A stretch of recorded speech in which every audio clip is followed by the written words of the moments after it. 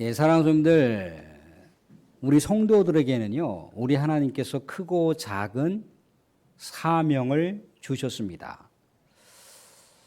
그런데 그 사명에는 항상 하나님의 영광이 따른다는 거예요. 우리 성도가 하나님의 사명을 충실하게 감당하게 되면 우리 하나님께서 부여해 주시는 하나님의 영광에 참여할 수가 있어요. 하나님의 영광의 역사가 우리 성도들 가운데 충만하게 임하신다는 거겠죠. 그런데 그 반대로 우리가 받은 하나님의 사명을 소홀히 하거나 하나님의 사명을 외면하게 되었을 경우에는 당연히 하나님의 영광이 그 사명자에게 임하지 않겠죠. 그런데요, 분명한 것은 하나님의 사명은 이 땅 가운데 섭리와 계획 가운데 펼쳐진다는 거예요. 그렇기 때문에 하나님께서 부여하신 그 사명을 그 사명자가 감당하지 못하면 그 사명을 하나님께서 완전히 끝내시느냐? 그렇지 않다는 거예요. 또 다른 대상에게 그 사명을 맡기신다는 거예요. 또 다른 사명자에게 그 사명을 맡기시면 본래 사명을 맡기신 그 사명자의 사명이 다른 사람에게 넘어가는 것이기 때문에 하나님의 영광도 다른 사람에게 넘어갈 수밖에 없는 것이죠. 이 신앙의 원리는요, 우리가 마태복음 25장을 보시게 되면 달란트 비유를 통해서도 연상해 볼 수 있는 내용이에요. 비유의 내용 가운데 보면 주인이 각각 종 셋에게 5달란트를 주고 2달란트를 주고 1달란트를 주었다는 얘기를 우리가 볼 수가 있어요. 5달란트 받은 종은 5달란트를 남겼습니다. 2달란트 받은 종은 또 2달란트를 남겼죠. 그런데 1달란트 받은 종은 그 1달란트를 가지고 힘쓰거나 애썼던 장면이 나오지 않습니다. 다만 땅을 파서 그 달란트를 땅에 묻어두었다라고 하는 내용을 볼 수가 있습니다. 이제 주인이 이제 각각의 달란트를 부여한 이 종들을 이제 불러서 계산을 하죠. 결산을 합니다. 5달란트 받은 종은 5달란트를 남겼고 2달란트 받은 종은 또 2달란트를 남겼어요. 근데 내용을 보게 되면은 주인이 이렇게 칭찬을 한다는 거죠. 적은 일에 충성을 하였으므로, 착하고 충성된 종아, 적은 일에 충성을 하였으므로 더 많은 일을 맡긴다라고 그렇게 말씀하십니다. 그리고 내가 내 기쁨에, 내 즐거움에 참여할 것이다 라고 나와 있어요. 영광의 기쁨을 누리게 된다라고 하는 내용인 거죠. 적은 일에 충성을 다하였으므로 더 많은 일을 맡긴다는 거예요. 근데 1달란트 받은 자가 1달란트를 가지고 힘쓰거나 애쓴 장면이 아니고 땅에 묻어두었잖아요. 그죠? 주인이 뭐라고 얘기를 하냐면 악하고 게으른 종아, 그렇게 평가를 하는 대목을 볼 수가 있습니다. 그리고 그 1달란트를 5달란트 받은 종에게 넘겨주는 그런 장면을 우리가 마태복음 25장 비유의 말씀 가운데 등장하는 대목을 볼 수가 있습니다. 1달란트 받은 사람이 뭔가 애쓰기를 바라고 노력하기를 바란다는 거예요. 많이 남겼다라고 하는 것이 중요한 것이 아니고 무엇인가를 애썼다라고 하는 것이 중요한 거예요. 그런데 1달란트 받았던 사람은 뭔가 하나님의 사명을 감당하지 않고 사장시키고 묻어두었다라고 하는 대목이 정말 악하고 게을렀다라고 하는 그런 우리 주님의 준엄한 평가를 우리가 볼 수가 있다는 겁니다. 하나님으로부터 받은 사명을 감당하지 못했을 때 그 사명이 다른 사람에게 넘어가는 것이고 뒤따르는 하나님의 영광도 당연히 다른 사명자에게 넘어가는 거죠. 계시록의 에베소 교회가 다른 것들은 이렇게 잘 하는데 뭐를 잃어버렸다고 합니까? 처음 사랑을 잃어버렸다라고 하고 있어요. 왜 처음 사랑을 잃어버렸는지 다시 숙고하고 회개하여 돌이키라고 합니다. 만약에 회개하고 그 처음 사랑을 찾지 못하면 내 촛대를 옮겨버린다라고 그렇게 예수님께서 준엄한 메시지를 남기고 있어요. 그러니까 에베소 교회가 감당해야 될 사명을 다른 교회에다가 넘기겠다는 거예요. 에베소 교회가 받을 수 있는 하나님의 영광을 다른 교회에 넘긴 그 사명, 새로운 사명의 교회에게 넘기겠다라고 하는 대목이라는 거죠. 하나님께서 이 땅 가운데 세우신 계획은 빈틈없이, 착오 없이 그 어떤 누군가가 감당을 하더라도 진행이 된다는 거예요.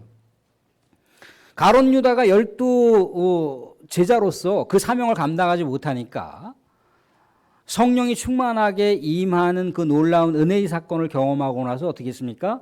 이제 새로운 사도를 선출했죠.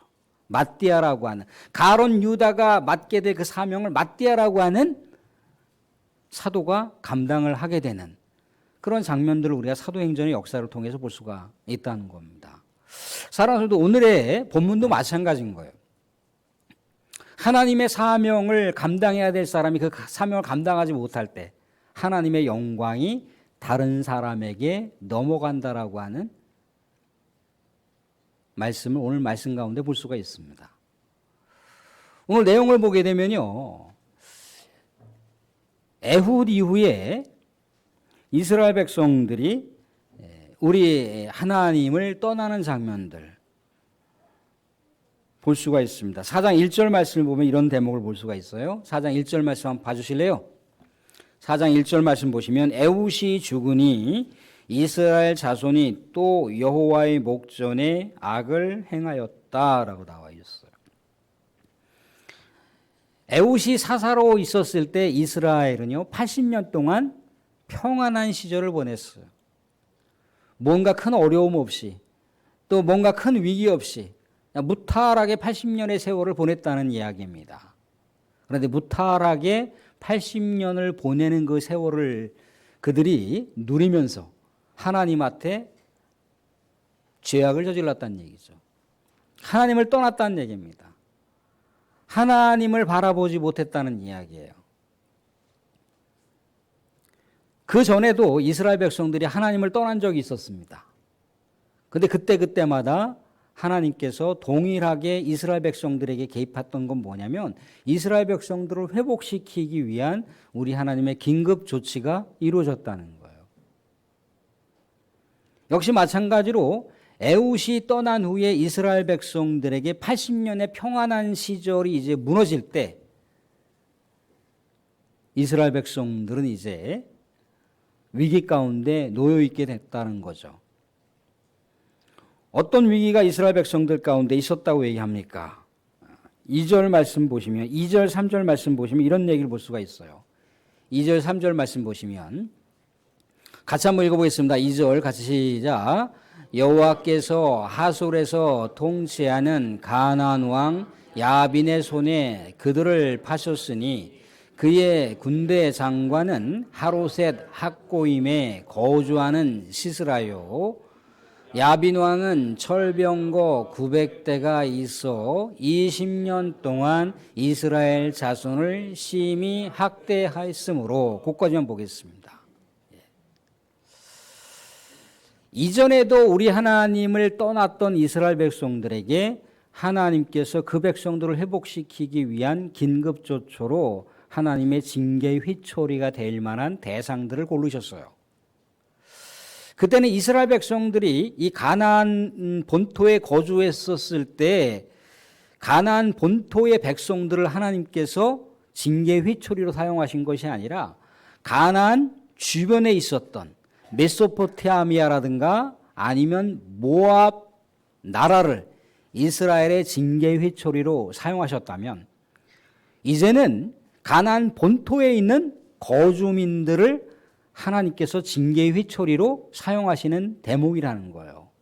그런데 참으로 어처구니 없는 것은 기가 막히게 어처구니 없는 것은 뭐냐면 이스라엘 백성들을 능멸하는 그 대상들이 누구냐는 거죠. 오늘 말씀 가운데 보면 가나안 왕 야빈, 하솔 왕이라고 하는 것을 볼 수가 있습니다. 이 하솔이라고 하는 지역은요, 1세기 여호수아가 하나님의 말씀을 순종하여 가나안 땅을 정복하게 됐을 때 북부 연합군을 총지휘했던 사령관이 하솔이었어요. 우리 하나님의 말씀이 살아있고 우리 하나님의 순종이 살아있을 때는 가나안의 그 어떤 무적이라 할지라도 하나님께서 그 가나안 백성들을 이스라엘 백성들이 다스릴 수 있도록 하셨다는 거예요. 그게 여호수아의 역사라는 겁니다. 그런데 이스라엘 백성들이 하나님의 말씀을 불순종하고 하나님을 망각하게 됐을 때 정말 한때는 아무것도 아니었던 그런 가나안의 주민들이 이제 거대한 세력으로 이스라엘 백성들을 압제하고 이스라엘 백성들을 학대하는 상황이 벌어졌다는 거예요. 이스라엘 백성들이 죄악을 저지르자마자 역전극이 벌어지는 그런 비참한 상황이 이스라엘 백성들에게 임했다는 거예요.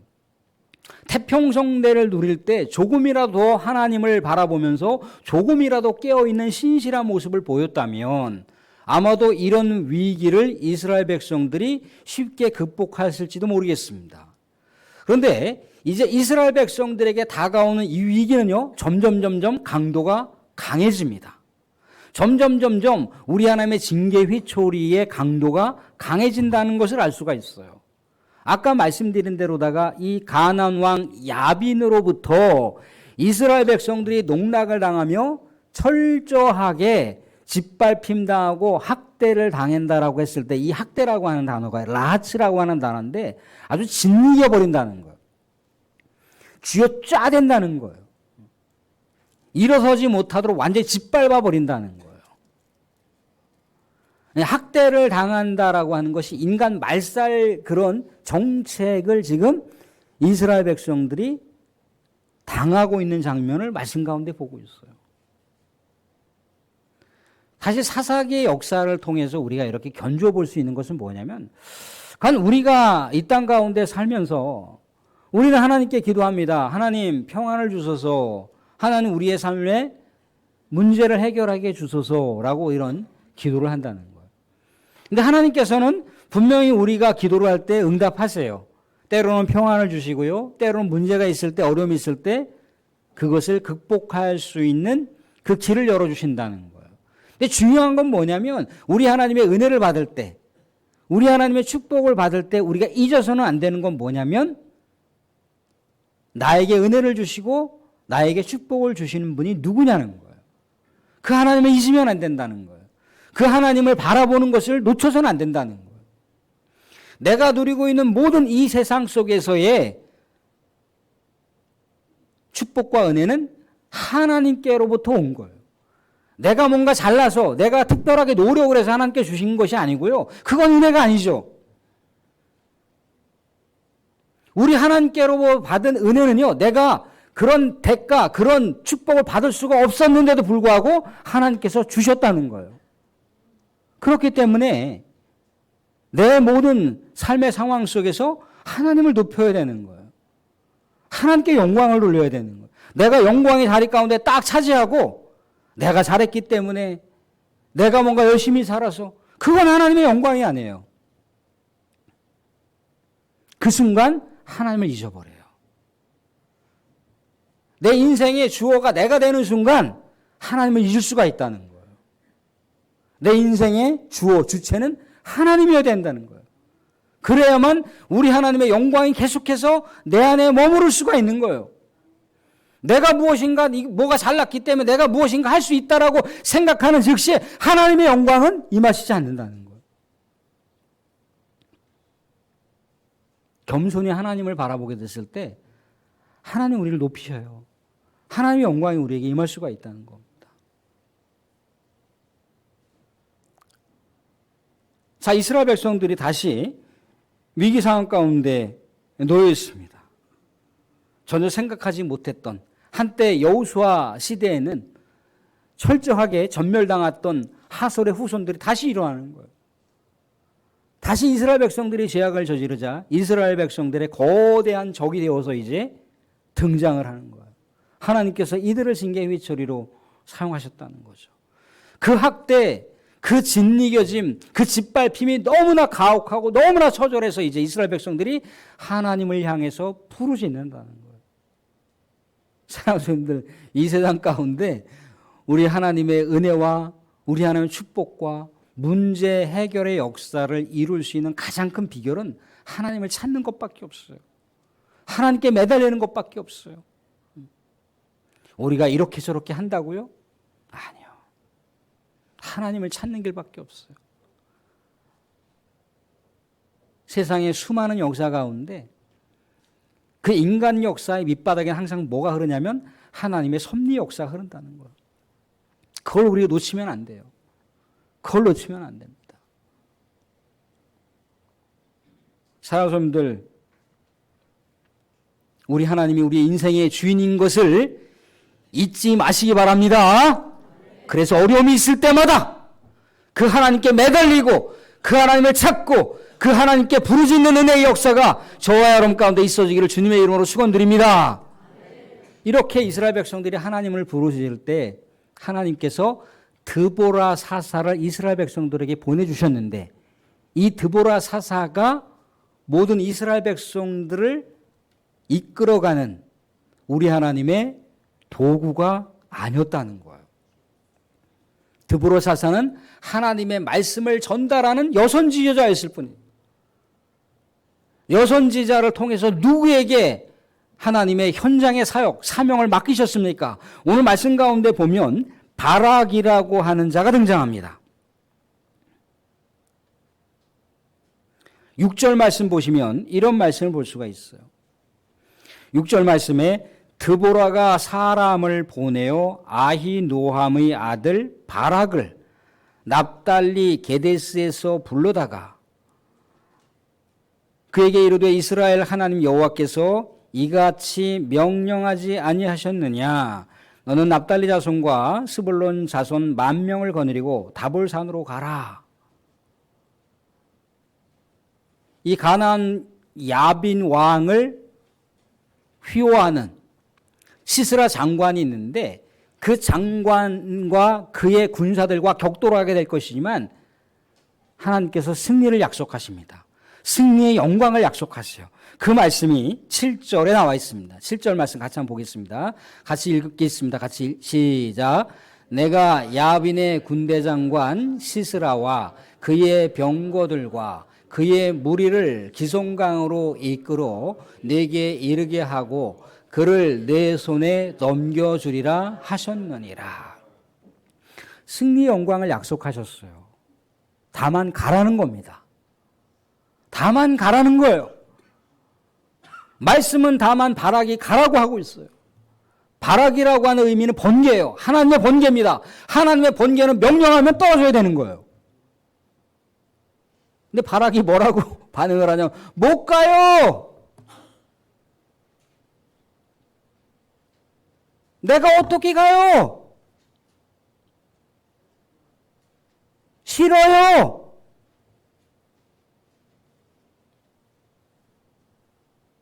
드보라 당신이 먼저 선봉장으로 나가면 내가 뒤따라갈게요.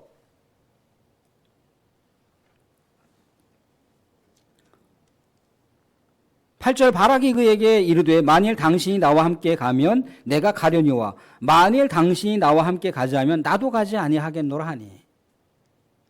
하나님의 명령이 떨어졌잖아요. 그 명령은 승리의 영광을 약속하고 있잖아요. 그렇죠? 가면 되는 거예요.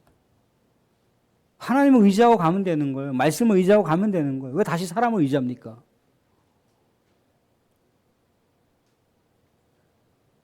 여러분 사람을 의지하지 마세요. 사람을 인생의 표대로 삼지 마세요. 내가 아무리 존경하고 아무리 훌륭한 사람이라도 그 사람의 약점을 보는 순간요. 내가 저 사람을 존경했나? 내가 저 사람을 그렇게 인정했나? 라고 하는 그 공든탑이 무너질 때가 있다는 거예요. 좋은 점이 있으면 저 사람은 저런 성정을 갖고 있고 저런 훌륭한 모습이 있구나 정도로만 평가하세요. 표대로 삼지 마세요. 우리가 바라봐야 할 표대는 하나님의 말씀입니다. 하나님이에요, 하나님. 드보라 선지자가 뭐라고 얘기합니까? 9절 말씀 볼게요. 9절 말씀. 9절 말씀 보십시오. 드보라가 뭐라고 얘기합니까? 이르되 내가 반드시 너와 함께 가리라. 그러나 내가 이번에 가는 길에는 뭐랍니까? 영광을 얻지 못하리니 이는 여호와께서 시스라를 여인의 손에 파실 것임이니라.